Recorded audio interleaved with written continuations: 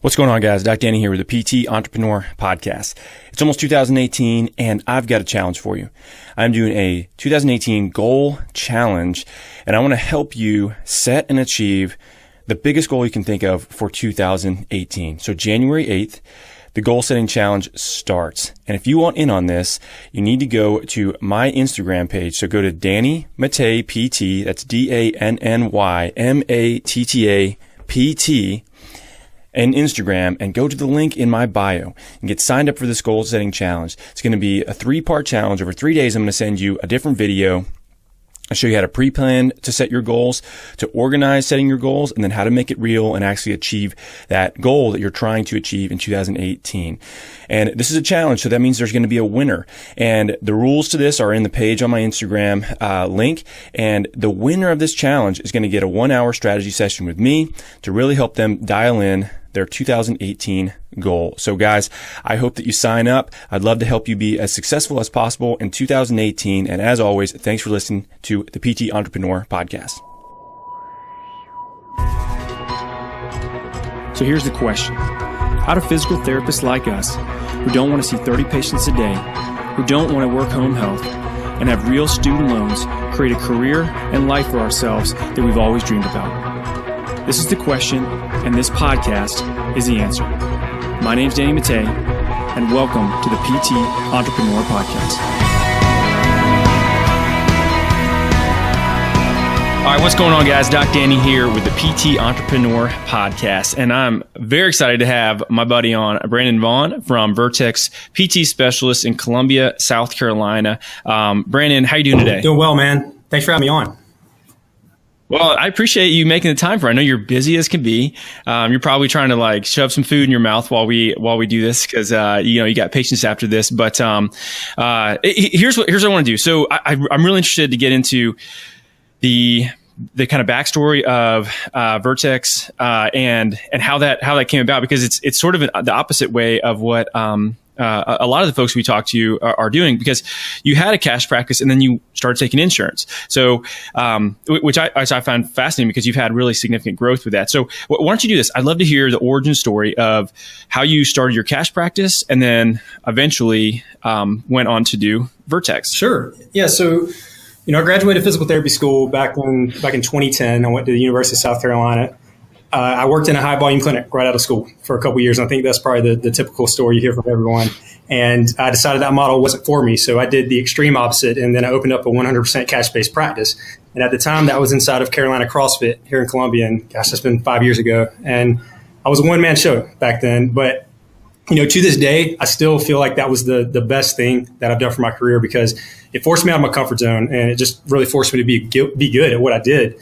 Plus, not to mention, it helped me build a lot of relationships in my community that are paying off today. And that's kind of what has helped us transition into what we do. So fast forward to today, my business partner, Jim Floyd, and I opened up our private practice, which is called Vertex PT Specialist. And that was in April of 2016. So that's been 20 months ago. It's kind of like having a kid, man, when you stop counting the months.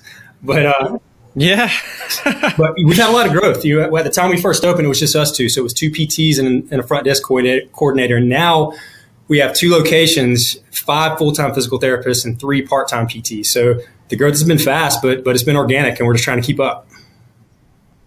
So what was what was the rationale for going from where you were at Carolina CrossFit? Because I remember that. I taught a mobility WOD course there, and you had your practice there, and we met whenever, Joe Shimonik was still, living there and coaching there. And I remember your office, and I was like, man, this is a super cool setup, really similar to what I had in Atlanta at the time. And, so what was the reason for doing that? Did you kind of stall, in terms of volume that you were able to grow to, or did you just want to try to expand to reach more people? Why did you end up going that route? Yeah, it's a few reasons why. Really, at the end of the day, I'd say it's kind of what the market demanded, but there's a few motivating factors behind that. Basically, before I opened that up, Jim and I went to PT school together. He was actually a year ahead of me, and we had talked about partnering, but we couldn't make a move at the time. There's a few reasons why, like non-competes and some things like that. But when it came down to pull the trigger, my biggest motivating factor for transitioning out of 100% cash base is because it's what the market demanded, and I didn't feel that the model was scalable. Now, just to be clear on that, I'm not saying that the cash base model isn't scalable, because I know you're doing it. I know you guys are killing it down in Atlanta. I'm just saying that maybe I wasn't the guy to do it. I was busy and I had plenty of patience for myself, but I didn't have enough to hire staff at the time. And just coincidentally, another thing that kind of pushed that along was, at the time, my wife was pregnant with our daughter. And, I was looking ahead to where I wanted to be in 10 years. And as I remember as soon as we found out we were having a girl, I told myself that if I can keep her healthy and keep her off the pole, I've done my job, right? but Why is that every dad's job, man? I feel like, I was having this conversation with my brother-in-law the other day at the Falcons game, actually, and he was like, why I always tell his daughter, his name is Emery. He's like, why I always tell Emery how pretty she is, and I hug her all the time. He's like, because I don't want her to be a stripper. They're like, what, dude? That's like the worst case scenario. It's like such a small percentage. I hope. You got to be present. I got to be present in her life if I'm having dad like that. So totally, I kind of had to start looking ahead at where I wanted to go, and this, for me, that one man show wasn't the solution. So yeah, that's kind of the main motivating factors behind that. So what was it like? Okay, when you had your cash practice, what was your average week volume wise? How many people would you end up seeing before you decided to move on towards a hybrid model? Towards the end, when it was kind of at its peak, it was close to 23 a week, which ain't bad. I was charging 110.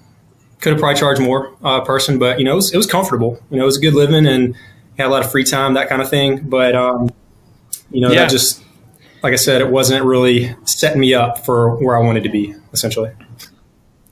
Well, do you? I guess there's definitely some pros and cons with that setup, right? I had this conversation with Jared Carter. I think it might have been off podcast, actually, whenever I went to chatted with him a few months ago, and I asked him, I was like, man, because he's brought on staff, and I said, do you ever miss those days when it's just you, and it's you see 5-6 people a day, and that's it, and then you're done. And he's like, I kind of do sometimes. He's like, but it's just you can't stay there if you're trying to, build an actual business. If you want to have a really cool job, right, and be self-employed and have a really simple lifestyle business, I think that's a cool way to go. And that may be what certain people want, but it sounded like, you wanted more. So what was that 10-year vision? You say, hey, in 10 years, I want more of that. What was it that you wanted to achieve? I wanted an actual business that could essentially run itself when I'm not there. And we're getting to that point now, Jim and I, we have enough PTs to where we can actually start taking some time away. It definitely went like that the first year. Those were 50, 60-hour weeks, a lot of patient care. And there's still long weeks, but it's a little less patient care, a little more admin time. So it's heading in that direction right now. Still not quite where we want to be, but we're getting there for sure. And I think. So, all right. Well, I think what you just saying about your conversation with Jared Carter, it's just, I think that's just a personality trait in a lot of entrepreneurs. We just kind of innately want to avoid complacency. It's like if there's not a next big thing, you got to make one up. Otherwise, you're just idling. There's no passion in the work. I totally agree. I almost feel like it's some sort of weird disease. I've had this conversation with other business owner friends of mine, and very super successful people, on paper, and have, started and sold multiple businesses and never really have to work in their day in their life. But unless they're working towards some sort of next step in a project or some sort of goal, or trying to do something that maybe people didn't really think they could do, they don't really seem that happy, man. And I don't know. I almost feel like it's a negative trait and a positive trait at the same time. Yeah, I totally agree, man. And I just, I look at people in my life, mentors and things like that. A lot of times when people retire, they start to decline. And I think in some form or fashion, I'm always going to work. And I think it's just because I enjoy what I do. And that is definitely key. If that wasn't the case, it might be a different story. We might be having a different conversation. But I think it's just an innate trait in us. Well, I think when you're broke and you're coming out of school, you work because you need money. And so you'll do pretty much whatever to make money, right? And so you take jobs maybe you aren't 100% satisfied with. But once you get to a certain point where, you have financial security, now it's really, well, what can I do that I really want to do, right? Or what can I do that fascinates me the most or learn more about? And I see people transition to that now. So, it sounds like you had a business where you're making good money, and then it sort of was, sort of like a simple simple business at that point, a single person business. And then you want to try to scale to multiple clinics and multiple employees. And, what's the goal for you guys in a few years? Because right at this point now, let's say 3 years from now, you've got 2 clinics, you've got, 5 full-time, 3 part-time PTs. Where would you guys like to be numbers wise in terms of like patient or not patient volume, but actual employees and locations in 3 years? It's kind of a tough question to answer just because we're trying to keep up with the growth. In our business plan, it was a solid business plan. I guess it was a little conservative. We weren't supposed to be able to break even and hire a third PT until Q3 of this year. And so, like I said, now we have 8 on staff in some form or fashion. So yeah. Right. I think you outpaced it a little bit. Like I said, the growth's been organic. When we get our capacity up, when it's like 90 to 95, it's time to hire another physical therapist because we get this waiting list that we don't want, especially when you've got post-ops that need to get in for multiple days a week.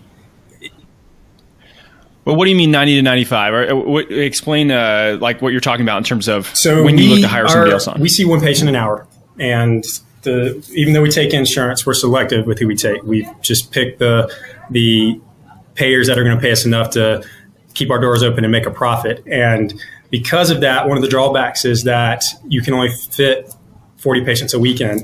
And so, a lot of the people we see, like for your acute injuries, acute low back pain, shoulders, that kind of stuff, they're going to see us maybe once a week, once every other week. But the post-ops, it is in the beginning. They got to come pretty frequently.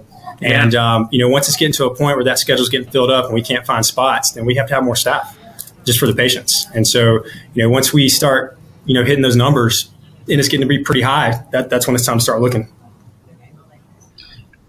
Now, with your post-ops, is everything that you guys are doing 60-minute slots? You're obviously one-on-one with everybody. Is everything for an hour, or do you have it broken up where something like that, maybe it's a little less intricate early on? Maybe they're coming in for a shorter period. Everything's one-on-one for an hour. That's one of the things that makes us different from our competitors. Yeah. Well, it's also super easy to schedule that, right? So like from your back end standpoint, like your admin taking care of all that, that's big. And actually, this is something that I really probably should have led with, is the fact that what I find so fascinating about what you've done is that you're able to keep the quality of that one-on-one experience and the ability for that PT to use their skill set in place, which is one of the reasons why so many people move to a cash practice, right? I mean, that's one of the more, I guess, profound reasons why somebody would do that. So how has that transition been? I mean, how has you, not necessarily, obviously you guys are growing, but how has the learning curve been for you trying to figure out how to make this work while still accepting insurance? Yeah, so it's that kind of came in the planning. And my business partner, Jim, I'd have to say he's definitely the one that took the lead on that, with being real careful, meticulous about it. But at the end of the day, you have to keep your expenses and your overhead low enough to be able to make that money. And you also have to be real selective with who you get in network with. So for us, right now, the Blues and Medicare are good. We get reimbursed enough to where we can make a profit and we can continue to grow and hire staff and that kind of thing. But we can't get in with, like in our area, at least United Healthcare's, Aetna's, things like that, because they don't pay enough. And that's just what it comes down to. And we still have a fair amount. About a quarter of our caseload is still self-pay, cash-based. Yeah. And our going rate is $120 a visit for that. Yeah. So I was going to ask you, so your payer mix at this point, so about a quarter of it is still cash, right? How much is Medicare and how much is, the Blue Cross kind of groups? So it's about 25% self-pay, roughly 25% Medicare, and then the rest is going to be the mix of the Blues that ran with Blue Cross, Blue Shield, Blue Choice, all those. So, okay. You have, that's a pretty good chunk of self-pay patients, which there's so many insurance practices out there that would love to have 25% of their patients being self-pay, paying $120 a session, right? They would just, that'd be huge for them. And you started out with that, which is awesome, right? To kind of go the other way around. With insurance and looking at the change in deductibles that people are experiencing, how many of those people that you see, obviously it's January now, so like deductibles are reset. How many of them have really high deductibles, and really don't even understand like how much they're going to have to pay no matter what until they've met their deductible whenever they come to see you. Oh, it's definitely most of them. It's a good bit. I mean, there's still a few of them. A few of the Blue Crosses like PBA that are going to be pretty low. It's going to be like $450 deductibles, but for the most part, you're looking at least $1,000, if not 5 or 10 in some cases. It's ridiculous.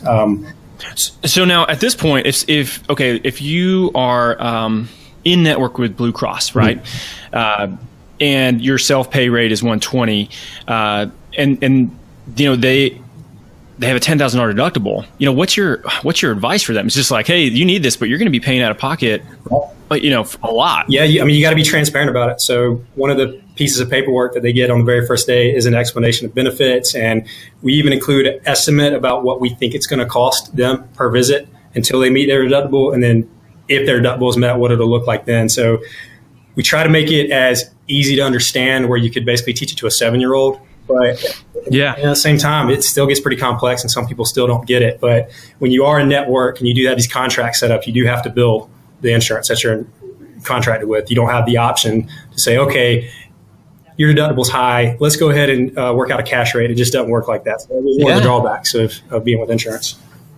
Totally. But I mean, so, okay, let's say, and you know, if somebody has a $10,000 deductible and they're coming in to see you for, you know, a visit, right?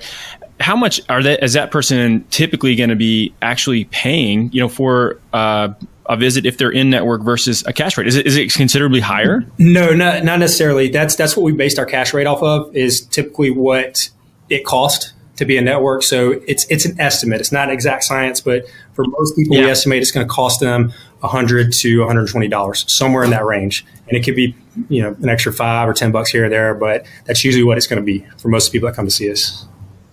So, okay, walk me through your new patient experience. So let's say you guys have somebody that calls up and they're like, hey, man, I've got a back injury. I hear you guys are awesome. I want to come in and get this squared away. Okay, cool.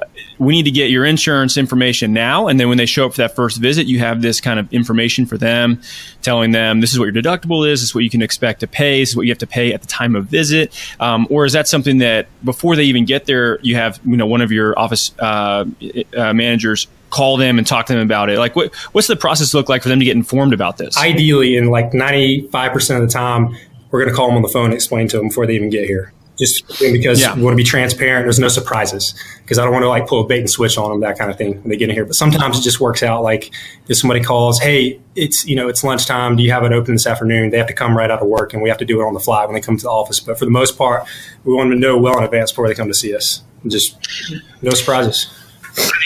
I think that's huge. We try to do the same thing, and it can get kind of hard sometimes with insurance companies. Can be sort of a pain in the ass to even get information from, in terms of like what people have met. And we've literally had insurance companies that have told us like they weren't going to give us that information. It's just like small ones. I thought it was so weird. Our office manager just got denied by the same insurance company 2 or 3 times in the last few months, and they were just like, "No, we're not going to give you that information." She's like, "What? I'm just trying to talk to this person about like how much of their deductible they've met and stuff." So I don't think they really are the greatest people to work with. So how time consuming is it for your staff to actually set this stuff up? Super, especially this time of year. That's all Nicole, our front desk coordinator, is all she's doing is doing everyone's EOBs that started over the beginning of the year. Like that's taking up her whole day.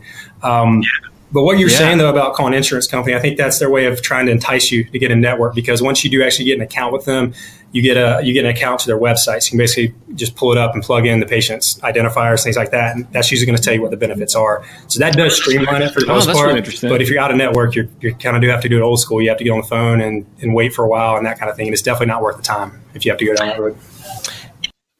Yeah, and I don't think it's something that a single practitioner could do either, right? Imagine if you were at Carolina CrossFit still, like how much time would you spend on the phone, like talking to somebody? Even though I tell you, for us, it is such a huge factor for us to be able to have a conversation with somebody about making an informed decision, right? Because, if they have a $10,000 deductible and they had no idea and they haven't met any of it, they're going to be paying a lot out of pocket no matter where they go. And in their mind, they think they have a $20 copay, but in actuality, it's going to be much more expensive than that. And for you guys in particular, because you still keep that one-on-one time, I would assume the speed at which you can get somebody better is faster. So, what kind of average visits are you guys looking at for, let's say, I don't know, acute lower back injury comes in? How many times do they usually end up seeing you guys? Acute low back pain is usually going to be 2 to 3. Sometimes it's one shot, one kill. Those are the nice ones, but it's typically going to be a 2 to 3 visit type deal for the most part. I think our average is actually like 2.6 or something like that for acute low back pain. Yeah. And now, one thing I would assume you get a lot more of than when you were at your practice is post-ops. So now that you're a hybrid model versus cash, how many more post-surgical patients are you guys seeing versus whenever you were at Carolina CrossFit? It's a lot more than when I was at Carolina CrossFit, just because of the nature of being able to use insurance. Someone gets a surgery and the MRI that usually comes before that, they're going to meet their deductible. And so it's going to be more cost effective for them to pay whatever they have to for their co-insurance or whatever their copay is, because they're going to be coming for a lot of times. This is how it goes with post-ops. But at the same time, we are in a place, knock on wood, where we haven't had to do the whole have lunch with a orthopedist or a physician kind of thing. Yeah. Most of our marketing has been word of mouth. So the patients come to us directly. They find us on the internet, friends and family, tell them to come see us, that kind of thing too. So because of that, that's just kind of how we've gotten most of our patients in the door. I kid you not, when Jim and I opened last April, we had a full caseload day one. That wasn't planned. We thought we'd be sitting around. We thought we'd be seeing a couple patients here or there and then sitting around trying to figure out how to market, but we just kind of hit the ground running and just been trying to keep up. Dude, I remember you telling me that. And I wondered, too, do you think that these were people that, were the people that had already seen you, or were these people that were sort of, man, I wish I could work with Brandon and Jim, but man, they don't take my insurance, and as soon as you started taking insurance, even though you only take directly in network a couple, it's not like you take everybody. Do you feel like there's people that are on the fence that were all of a sudden like, oh, sweet, now I can go see them? Yeah, I definitely, for sure. It's both. So it's relationships that Jim and I had already created in our previous years of being in the Columbia community with other jobs and things like that too. But, Danny, I've heard you talk about before, you talk about acute low back pain and how you're able to get them better in a visit or two. And it takes the competitors like something like 9 to 11. You're not wrong. You're absolutely correct. But to explain the psychology behind what some patients think, you can clearly explain it to them, make them understand it, but you're still going to get that reaction of, well, I just want to use my insurance because that's what comes out of my paycheck every week. I pay a monthly premium. And that's one of the things I always felt I needed to tap into when I was cash-based because, sometimes I hate losing when I love winning. And I always felt that was a loss whenever I came. Yeah, no, winning is awesome. Hopefully everybody likes winning. If you don't like winning, you're a loser, right? But look, here's the reality, man. Like, I mean, I totally see it from where you're saying. And it's just, even though they have shitty benefits in some cases, yeah, they don't want to use it. They're kind of like, well, what am I paying for, right? And it's frustrating, I think, on their end. To now have this transition where there's so much more skin in the game for many people, and then just having worse and worse insurance. This just happened recently to my father-in-law's wife. So my wife's stepmother, she was working for a big company called Salesforce, which is a giant CRM company. They're massive, and it was like a big software company. Incredible benefits. She had like no deductible, no premium. Like she didn't pay anything for insurance. And then she went to a consulting company, which is a lot smaller, sort of a startup. And when they switched over her healthcare benefits, she didn't really even know that it would be different. She just thought would be the same. She'd been there for quite a while. And when she had to go, one of her daughters like had to go and get checked out for something, and she had this like big bill, and she goes, "What the heck is this?" And she didn't realize she had a $10,000 deductible.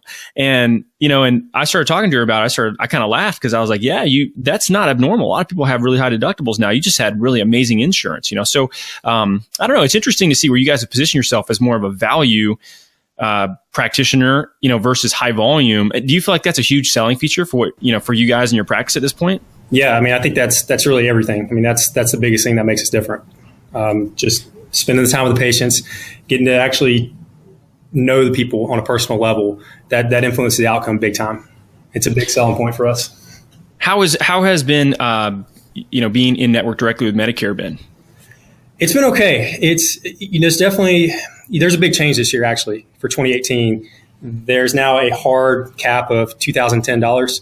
And we have to be real conscious about that, especially, again, talking about post-ops, because they're only looking at maybe 18 visits for the whole year for that. So we have to make sure we spread those out. So that's something I'm trying to kind of feel out as we go along. And that could potentially change when Congress gets back on the 19th. But otherwise, having a good EMR is key because, as you know, Medicare, the government requires a lot of paperwork and it has to be done correctly or else you're not going to get paid. So Web PT has been really good for that to keep us compliant. What do you dislike most about being in network with Medicare? The fact that you don't have direct access. That's the number one thing. It always requires a referral. So, really? Yeah, it's a pain. You know, that's going back to cash based. That was one of the other drawbacks that I had is that I couldn't treat Medicare patients. It's not a big part of what I see, but you know, we had 63-year-old CrossFit athletes at that gym that I couldn't treat. Or sorry, not 63, 67. 65. Yeah. 67-year-old CrossFit athletes that I couldn't treat. And, yeah. You know, I had some good buddies in town that are good physical therapists I could refer them to, but I still couldn't do it myself. And you come across, you know, people in the golf community, which is what my business partner Jim is big on, that kind of thing. And so it's kind of a necessary thing for where we are now currently. No, that's really interesting. You know, with especially looking at the cap on services now, what is it currently, and is it changing significantly to this $2,010 mark? So it used to be basically $3,700, and then if you still needed more than that, you could just put in some paperwork, KX modifiers, what they were called, and you could get more as long as you could justify it. But now it's $2,010 no matter what, hard cap, no exceptions. So that's a little bit concerning. You know, we're going to be fine from a volume standpoint, but it's more so with the patients, the ones that need to come frequently. We'll just have to be more savvy about spacing out those appointments and that kind of thing, especially after surgeries. But we kind of have to figure it out as we go. So talk to me about the growth a little bit, because no growth ever happened without growing pains. And for you guys, you've had to hire a decent amount of people in a short period of time, as well as train them. So how has the growth been for you in gym? Like any difficulties that you'd say you had to work through? Not really. It's just, like I said, it's been so fast. We pretty much had to throw our business plan out the window and just kind of figure things out on the fly. And it's made things are becoming a little more clear when it comes to goal setting now about where we want to be. But as far as hiring goes, because we're in Columbia, and we went to USC for PT school, we have a good relationship with the university. So a few of our employees are new graduates that we got to know pretty well from teaching and things like that. And so because of that, and because of the reputation our business has, we have some great physical therapists. I mean, they're just rock stars. Most of them are new grads. We have a couple that are a little more seasoned. I think one of them's your friend, Pat Casey. Oh, Pat's my boy, man. I saw that. Yeah, he's still before, but he's working part-time with us in the evenings. He's been great, man. We've learned so much from him. Dude, what a talk about a freaking find. Like, I hope he's listening to this, because he's great, man. And he's one of the smartest people I know. And I know that, you know, he was looking to make a transition out of the military, and I think was thinking about, you know, doing out of network or cash practice. But just the fact that he's able to, you know, work with you guys in that same, you know, setting where you're still working with people one-on-one, is what a great transition that'll end up being out of the military from that model, because it can be super scary, man. I mean, like, I remember when I transitioned out of the military, dude, I had no idea what to expect. I literally was born into the military. Like, my dad was in the Army. I had been on TRICARE my entire life, like TRICARE healthcare. I was born into it. I was on it my whole life. And then I went right into the Army after I was in college. That was in TRICARE then. I didn't even know like where I was going to find a provider. I didn't know. I'd never had to do it. You know, so it could be a super scary transition. I'm glad that he ended up, doing some stuff with you guys. Yeah, he's the man. We're going to hope if he does get out of the military, we're going to try our best to hire him full time. If that day comes. I think he's still kind of waiting to see what happens over the next couple of months. But. Yeah. Well, I tell you, Columbia, it's a kind of medium-sized city, right? And what do you think that the threshold is for number of like practices that you can set up within the city of Columbia? And are you looking at other cities in South Carolina at this time? So yeah, Columbia it's kind of, Columbia is the city right in the center, but the Midlands encompasses some of the surrounding areas that are basically within maybe like a 20-mile radius. So because of that, we are looking at some areas kind of on the outskirts of town, and there's about 3 or 4 spots we got our eye on, and we actually are planning on pulling the trigger on one in April. So that'll be a third location for us. And that's kind of like one of our immediate goals for this year, for 2018. But there's enough patients to go around all over the place. We could probably, without sounding cocky, we could probably open up, just another clinic 5 miles down the road and keep it busy too, just because there's enough patients to go around. I think that, like, what's the stat that gets thrown around about 10% of the U.S. population with low back pain sought care from a physical therapist? Yeah. Good point. There's plenty to go around. I think about that, man. Just like Atlanta's massive. It's like 6 million people, right? If you could, dude, what if you could catch 1% of that population a year? Yeah, like that's a massive number of people. That's just 1%. And there, and for a lot of people, they just don't know what to do, right? It's interesting for me to be at CrossFit gyms, like training, where people don't know what I do, and to hear people talk about like things that are bothering them, and then asking their training partners or their friends or whoever's there, like, what they think they should do. There's just such bad information out there. And that's really marketing, right? So like, how do we get our message in front of people to educate them about what they should do and how we can help them? So at this point, it sounds like you guys are primarily marketing via word of mouth and really not really marketing at all. It sounds like it's primarily just, other people sending folks your way. So have you started implementing any structured marketing at this point, or is it more of, let's see how much we can grow without even messing with that, and then we'll take that on? No, we are actually just getting started on a little more structured marketing. So we've kind of done social media all along the way, but nothing really formal with that until recently. I actually had a consulting session with a social media expert, which was actually pretty eye-opening. Got some good stuff from that. But I mentioned we use WebPT, and they have their own version of a constant contact type thing, newsletters and stuff like that, and it's called Strive Hub. And we just signed up for that a couple months ago, and it's pretty cool the way it's integrated with EMR. Just pulls up their contact info, and you can send out announcements, newsletters, things like that. And we've gotten a pretty good response with that. It also helps kind of boost some of your Google reviews and Facebook reviews and things like that, which is going to bump you up on the search engine. So that's been really helpful.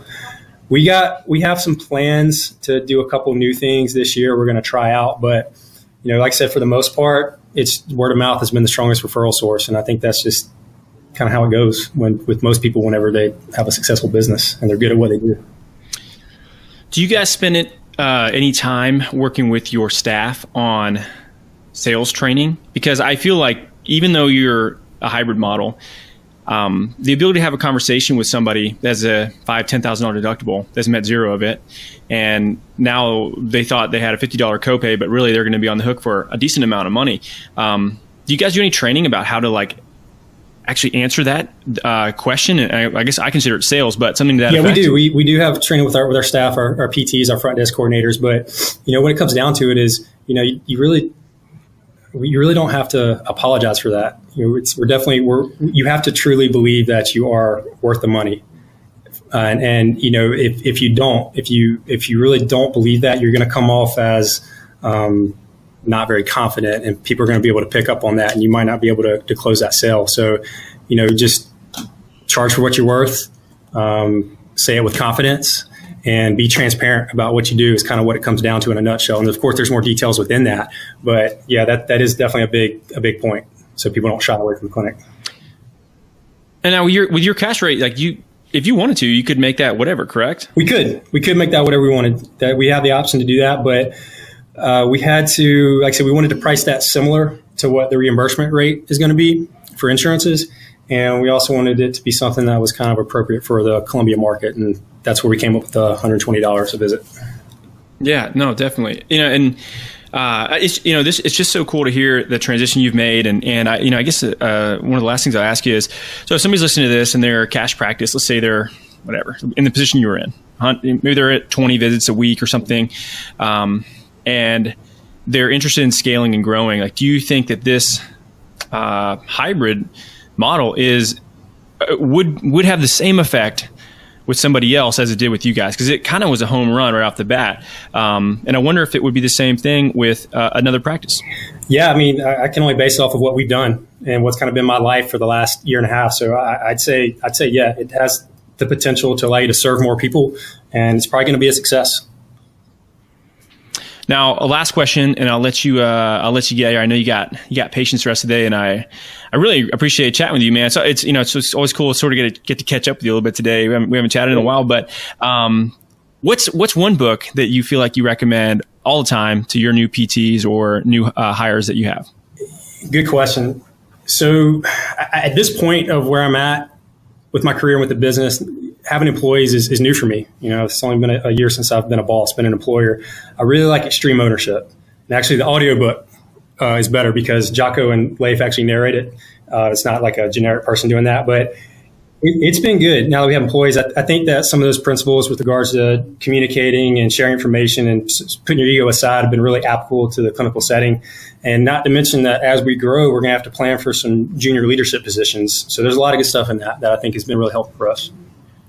100%, man. I had this conversation with somebody recently about how to retain talent, because that's hard to do. If somebody's really good and they are sort of entrepreneurial, it's hard to keep them. And they may be a really integral part of your team, but if you can create some amount of entrepreneurship and or some variation of ownership, and I think that the model of engineering companies and attorneys, their groups is really interesting, where people can buy into the company, like stock variations into the company, and then it's sold back to people when they retire, things like that. Like, it's pretty complex, but something like that could work within any sort of practice, whether it be PT practice or a model like that. So yeah, you guys got some planning to do. Have you looked into any of those types of models in terms of like retaining talent? We have. Yeah, that's a big thing. That's a big initiative for this year. Like I said, hiring people is new, but learning how to retain them is even newer. So we got some plans in mind. We have to give them a little bit of skin in the game in order to make that happen and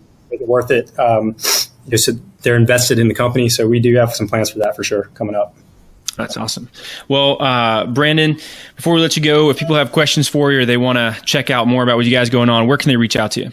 Yeah, so they can check our website out. It's vertexpt.com, vertxpt.com. Instagram is at vertexpt. Mine is at BV the PT.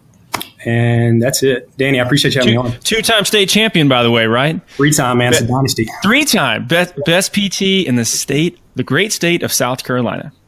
Brandon Vaughn. That's awesome. Dude, thanks for jumping on today. This has been great. And guys, as always, thanks for listening to the PT Entrepreneur Podcast. We'll catch you next time.